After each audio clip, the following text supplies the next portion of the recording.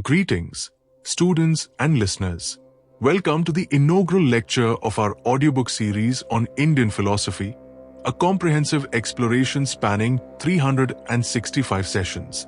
I am your instructor, tasked with guiding you, particularly those encountering philosophy for the first time through this profound intellectual tradition.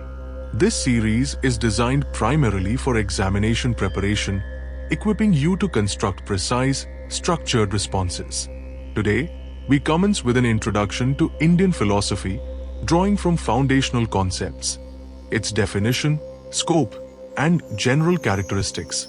Our focus aligns with academic study, ensuring clarity for beginners while providing depth for all. By the end of this lecture, you will define philosophy and its branches, understand Indian philosophy's unique nature, and articulate its key characteristics: practicality, scriptural basis, systematic debate, and the pursuit of liberation. Let us embark on this scholarly endeavor with rigor and purpose. First, let us establish the meaning of philosophy itself, a necessary foundation for novices.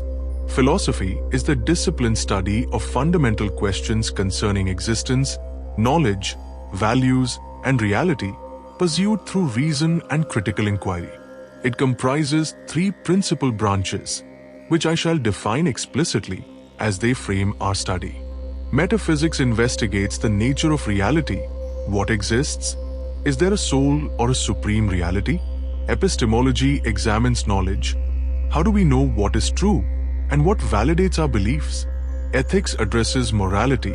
What constitutes right conduct? For examinations, you may state, philosophy is the rational investigation of existence, metaphysics, knowledge, epistemology, and morality, ethics, seeking to understand reality systematically. Indian philosophy integrates these branches, but with a distinctive emphasis we shall now explore. Consider philosophy as a quest, searching for truth amid life's uncertainties. What, then, is Indian philosophy? In Sanskrit, it is termed Darshana, meaning vision or perspective, signifying a systematic way of perceiving reality. Unlike Western philosophy, which often prioritized theoretical speculation, Indian philosophy is deeply practical, aiming to guide human life toward ultimate liberation. Its origins trace to the Vedas, sacred texts composed around 1500 BCE, regarded as Shruti, eternal truths revealed to ancient sages. These hymns evolved into philosophical dialogues, notably the Upanishads, circa 800 BCE, which probe the self, Atman, and ultimate reality, Brahman. Indian philosophy emerged as various schools, or darshanas, each offering a distinct viewpoint. For an exam response, Indian philosophy, or darshana, is a systematic study of reality and the self, rooted in Vedic Shruti, aiming to provide both theoretical understanding and practical liberation. Students envision it as a science of living, blending thought and action. Historically, Indian philosophy developed through two textual traditions. Shruti, as noted, includes the Vedas, Rig Veda, Samaveda, Yajur Veda, and Atharva Veda, comprising hymns, rituals, and early metaphysical queries. Smriti, meaning remembered, encompasses later texts like the Mahabharata, Ramayana, and Puranas, which illustrate philosophical ideas through narrative. Key concepts emerge here: Dharma, duty or cosmic order; Atman, individual soul; Brahman, universal reality; and Samsara, cycle of birth and rebirth. The ultimate aim is moksha, liberation from samsara, achieved through knowledge, action, or devotion. Exam answer: Indian philosophy draws from Shruti, Vedas, and Smriti, epics, centering on Dharma, Atman, Brahman, and moksha as liberation from samsara. These terms are your building blocks. Commit them to memory. Indian philosophy is structured into 9 major schools, categorized by their relation to Vedic authority. The Astika schools, meaning orthodox, accept the Vedas; Nyaya, Vaisheshika, Sankhya, Yoga, Mimamsa, and Vedanta, 6 systems rooted in tradition. The Nastika schools, meaning heterodox, reject Vedic supremacy. Charvaka, Buddhism, and Jainism, 3 dissenting perspectives. For examinations, Indian philosophy includes 9 darshanas, divided into Astika, Nyaya, Vaisheshika, Sankhya, Yoga, Mimamsa, Vedanta, which affirm Vedic authority, and Nastika, Charvaka, Buddhism, Jainism, which do not. Students, these schools are like branches of a tree. Some grow from Vedic roots, others sprout independently, each shaping India's philosophical heritage. Let us now explore the general characteristics of Indian philosophy, which distinguish it from other traditions and are critical for examination success. First, it is practical in orientation. Unlike speculative philosophies, Indian systems aim to solve human suffering, dukkha, and achieve moksha. Knowledge is not an end, but a means, whether through reasoning, nyaya, rituals, mimamsa, or meditation, yoga. Exam. Indian philosophy is practical, targeting moksha over theoretical abstraction, addressing human suffering through actionable methods. Consider this, it's a philosophy you live, not just study. Second, it is based on scriptures. The Vedas and Upanishads provide a foundational authority, especially for Astika schools. Even Nastika systems, while rejecting Vedic supremacy, engage with these texts critically. Buddhism and Jainism counter them with their own canons, like the Tripitaka and Agamas. Exam.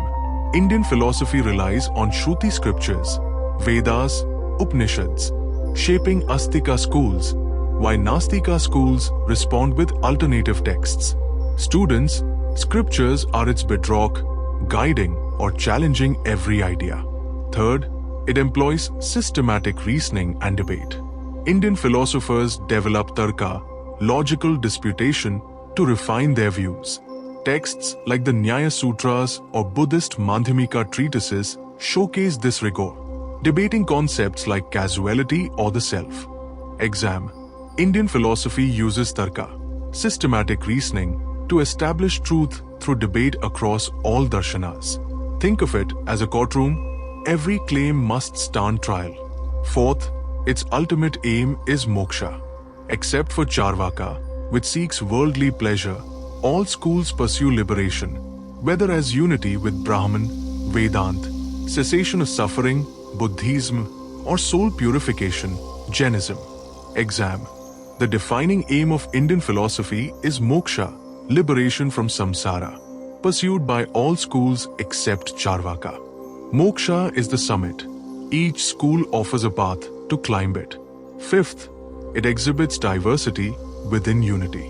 The 9 darshanas differ: Nyaya's logic, Sankhya's dualism, Buddhism's impermanence, yet share a focus on life's ultimate purpose.